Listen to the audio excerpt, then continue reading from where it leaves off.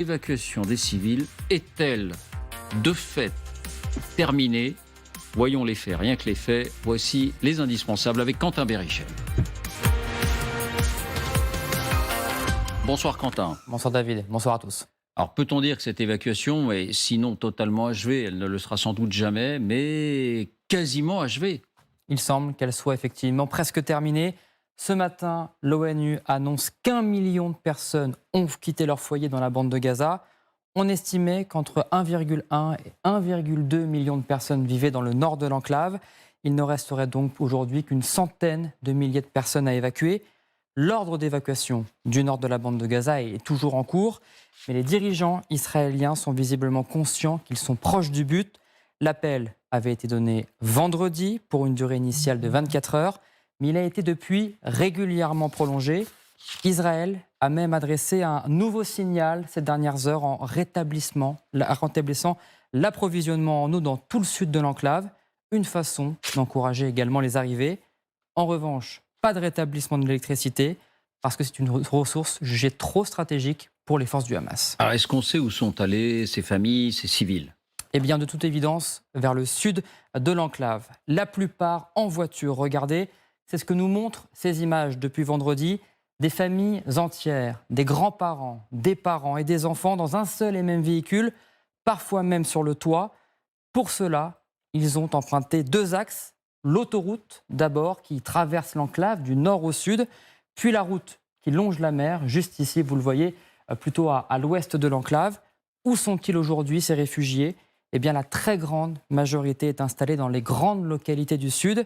À Khan Younes, par exemple, qui a doublé sa population en 3 jours, de 150 000 à 300 000 personnes. Également à Rafah, dans le sud, la ville frontière près de l'Égypte. Oui, pour l'essentiel, donc, ce grand mouvement d'évacuation est donc achevé. Vous restez avec nous, Quentin, enfin plutôt on vous retrouvera tout à l'heure pour évoquer le rapport de force entre l'armée israélienne et Hamas. Ça va de soi le rapport de force? Non, ça ne va pas de soi. Et vous verrez quand on examine les choses précisément, il y a quand même quelques interrogations, voire quelques surprises. Mais d'abord, est-ce qu'on peut dire que la voie est libre pour l'armée israélienne ou ça serait allé un peu trop vite en besogne? Non, Général. Pour moi, 2 conditions sont remplies avec l'évacuation de la zone au nord de Wadi Gaza. La première, marquer que le souci humanitaire est quelque chose qui touche l'armée israélienne et que donc elle prend soin des populations en les évacuant. Il faut le rappeler, les Américains, Français, etc. lui avaient rappelé qu'il fallait pas tirer sur les civils, respecter les règles de la guerre. Donc ça, c'est la première chose. La deuxième chose, sur le plan opérationnel, oui, ça veut dire qu'on vide la zone dans laquelle est censé se concentrer le Hamas. Je dis bien est censé, parce qu'il y en a sûrement qui sont partis au sud, mais est censé se concentrer le Hamas pour aller détruire principalement les infrastructures. À mon avis, la messe n'est pas dite pour autant, parce que j'entends, moi, derrière, la position américaine. Et la position américaine, elle a peur de l'élargissement, dont on parlera plus tard, du conflit. Et l'élargissement du conflit, c'est aussi la communication qui sera faite par le Hamas, parce qu'il reste 100 000 personnes, à peu près sûr que les chiffres de 50 000 morts vont être annoncés après-demain. Et donc, ces chiffres-là peuvent provoquer des réactions à Téhéran, dans les villes arabes, et ça, c'est ce que veut éviter les États-Unis. Vous voulez dire les morts civiles, même si ils sont limités parce que la plus grande partie de la population est partie, il y en aura quand même. Oui, il y aura une caisse de résonance. Il y aura une caisse de résonance. Et je suis frappé d'une chose, c'est de voir que c'est plutôt les Américains qui sont à la manœuvre politique maintenant. Monsieur Netanyahou, il a été envoyé pour serrer les mains des soldats, pour faire de la com face à Israël. Mais c'est M. Biden qui discute avec Mahmoud Abbas et qui reparle de l'autodétermination des Palestiniens. Donc il revient dans la politique israélienne, en fait. C'est-à-dire, d'une certaine manière, ce qu'on a beaucoup dit, c'est que c'était une telle gifle pour le gouvernement de Benyamin Netanyahou qu'il se doit d'adopter le costume de chef de guerre et que toute idée de dialogue avec les Palestiniens, pour l'instant, n'est absolument pas, de son point de vue, à l'ordre du jour. La voie est libre, Isabelle ? La voie est libre militairement, visiblement. Je ne suis pas sûre qu'elle soit complètement libre au niveau politique. C'est vrai que les critiques préventives, en fait, contre d'éventuels dégâts collatéraux que commettrait Tsahal à Gaza, n'ont pas faibli. Aujourd'hui encore aux Pays-Bas, il y avait une immense manifestation. Et c'est vrai que les gouvernements occidentaux, et notamment les États-Unis, s'en inquiètent. Et il y a une espèce de tentative, en fait, de la part des alliés d'Israël, de réfréner l'élan guerrier pour essayer d'éviter de faire des victimes civiles. Alors je pense, moi, que ça ne sera pas suffisant pour freiner Netanyahou, parce que le choc de l'attaque terroriste était tellement fort, tellement puissant, qu'il il est en train d'emporter tout un peuple et toute la classe politique. Je pense que donc même les précautions demandées par Biden et tous les efforts de la couverture diplomatique qui n'est pour moi que du vent, parce que de toute façon, comment peut-on parler de négociation alors même que la phase principale militaire n'a pas commencé. Mais ça, je pense que même Biden aura du mal, je pense, à brider en fait la volonté de Netanyahou d'essayer de détruire le Hamas, c'est-à-dire de se débarrasser à la fois de ses chefs militaires et puis de détruire ses infrastructures. Nous revient, et vous allez réagir, Rim et Vincent, la déclaration d'Isaac Herzog, le président d'Israël. Rappelons que Netanyahou, c'est le Premier ministre, mais que le président Herzog a affirmé, en parlant de cette question des civils, et donc on imagine que sa déclaration serait d'une certaine manière encore plus forte aujourd'hui, tous les Palestiniens sont responsables. Il parlait de Gaza. Dire que les civils ne sont pas impliqués n'est absolument pas vrai. Responsables de quoi ? Sous-entendu, voilà, ils auraient pu prendre le contrôle de Gaza par un coup d'État. Ce qui est important dans cette déclaration, qui nous choque sans doute, c'est que s'il le dit, c'est parce qu'il pense qu'il peut être entendu par une grande partie des Israéliens. Vincent. Le plus surprenant, c'est que dans la tradition politique israélienne, le président, titre plus honorifique qu'exécutif, est une incarnation de la sagesse et de la mesure. Ça a été le cas de plusieurs de ses prédécesseurs.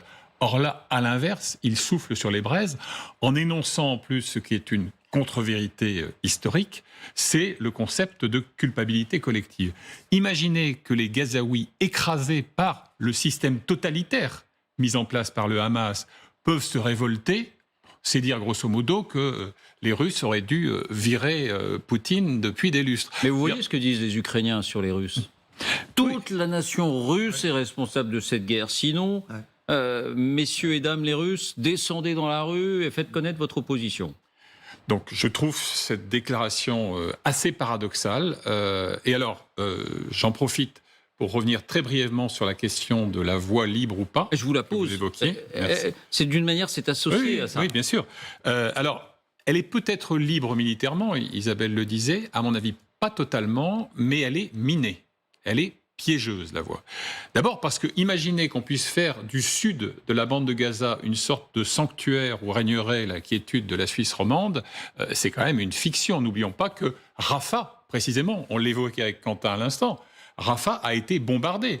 Des immeubles ont été réduits en cendres et en gravats à Rafah. Donc comme incitation à l'exil vers le sud, on a pu trouver mieux. Ensuite, Rafah, je signale parce qu'on l'a pas mis à l'extrême sud, donc à la frontière avec l'Égypte. Tout au sud, à la frontière égyptienne. C'est d'ailleurs là qu'il y avait des tunnels qui fournissaient à l'état-major de Tsahal, l'armée d'Israël, une obsession perpétuelle puisqu'il passait des hommes et du matériel létal.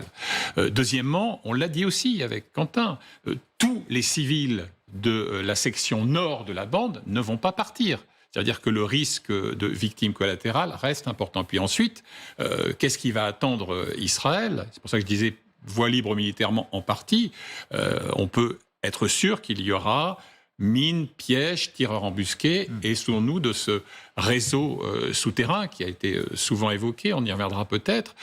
Et donc, imaginez là encore que ce sera une partie de campagne, c'est à mon avis se tromper. Puis dernier point, j'ai un souvenir personnel très vivace de la reconquête de Mossoul, et cette ville d'Irak qui était au fond l'un des bastions avec Raqqa en Syrie de ce fantomatique califat islamique transnational.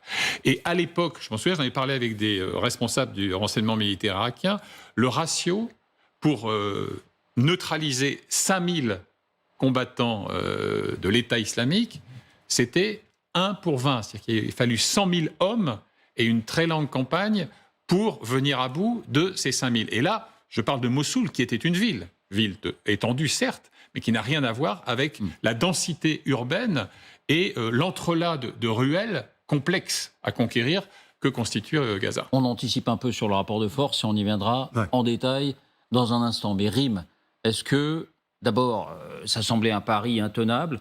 Alors, on n'est pas totalement au bout. On parlait d'1 200 000 civils, peut-être, dans cette partie nord. On est sans doute à 1 million. Mais est-ce que ça dégage la voie, entre guillemets, pour cette opération militaire israélienne? D'un côté, bien sûr qu'il vaut mieux que ce million ne soit pas resté dans la ville de Gaza. Après, comme le disait Vincent, on ne peut pas aussi s'imaginer ou bien se leurrer à penser que Gaza, aujourd'hui, la bande de Gaza est un endroit où il y a une vraie sécurité. Il y a des bombardements en long, en large et en travers parce que l'armée israélienne est en train de préparer le terrain pour son opération qui peut-être, à travers laquelle peut-être elle va vouloir, dans un premier temps, couper la bande de Gaza en deux, le nord et le sud, et puis après, en quatre, l'est et l'ouest. Bref, ce sont des opérations qui vont être longues et complexes. Ça, c'est la première chose. La deuxième chose, on dit, comme si c'était rien, qu'il pourrait y avoir encore 200 000 civils dans la bande de Gaza. 200 000 civils. Dans la partie nord. Dans la partie nord de la bande de Gaza. Il faut regardez par exemple où se trouve la plus grosse concentration d'hôpitaux dans la bande de Gaza. Elle est dans la ville de Gaza, donc Gaza City, que les Israéliens ont fait évacuer ou ont demandé aux habitants de Gaza City d'évacuer. Quand vous regardez combien d'hôpitaux existent dans le sud de Gaza, il n'y en a pas assez pour accueillir les vieux, les blessés, les femmes qui accouchent. Il y a encore des centaines de femmes qui accouchent tous les jours à Gaza. Il y a des gens qui ont besoin d'insuline tous les jours. Ils doivent aller aux hôpitaux. Vous voyez, en fait, quand une guerre commence, les besoins médicaux quotidiens ne s'arrêtent pas non plus.